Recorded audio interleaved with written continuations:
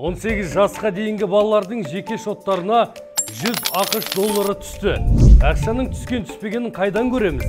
Балаға ақша түспеген жағдайда не істеу қажет? Ұлттық қордан балаларға ақша ай сайын беріле ме?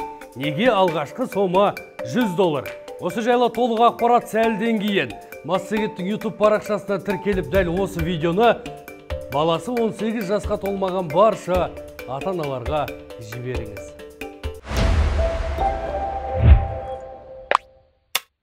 Ұлттық қор балаларға бағдарламасы бойынша 18 жасқа дейінгі балаларға алғашқы төлем түсті.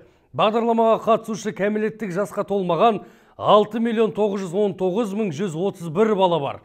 Оның 304.815-і осы жылы 18 жасқа толады. Олар бұл қаражатты осы жылы алады. Қордың хабарлауынша барлық балаға қаражат тең бөлінген.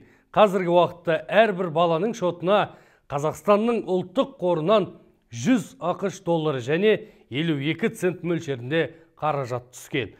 Бұл тек алғашқы есептеулер екенін түсіну маңызды. Себебі жыл сайын бұл сома ұлттық қор активтерінің өсуі және инвестициялық кіріс алу есебінен ұлғайып отырады делінген хабарламада.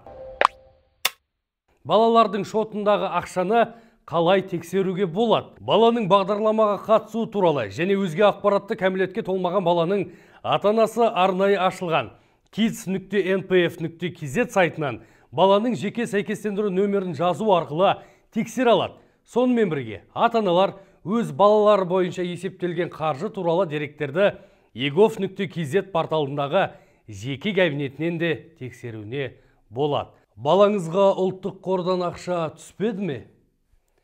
Онда ата-аналар мына нәрселерге баса назар аударыңыз.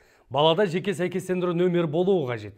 egov.kz порталындағы жеке кабинетінде балалар туралы мәліметтер болуы, тіркелуі және дұрыстығын тексеріңіз. Егер балада жеке басын куәландыратын құжат жоқ болса, тұрғылықты жері бойынша халыққа қызмет көрсету орталығына жүгінген жөн. Азаматтығы жоқ, анықталмаған немесе ол дұрыс көрсетілмеген болса, онда тұрғылықты жері бойынша көші-қон қызметіне жүгіну қажет.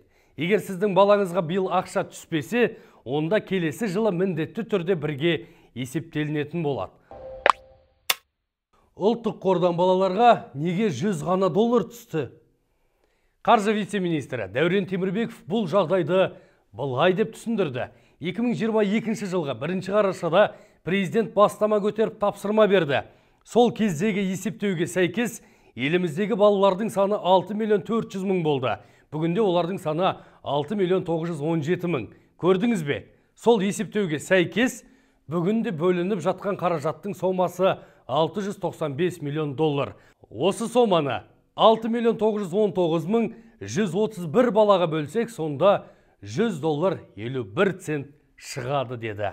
Ұлттық қорда жинақталған қаражатты пайдалану бала 18 жасқа толған кезде жүргізіледі. Бұл жинақтар кәмелетке толған адамның ерекше меншігі. Ол қаражатты білім алуға немесе үй жағдайын жақсартуға және де қалай пайдалану керектігін өзі шешеді. Бұл ретте шетелдік оқу орнында оқуға ақы төлеуге арналған қаражатты пайдалануға шектеулер жоқ.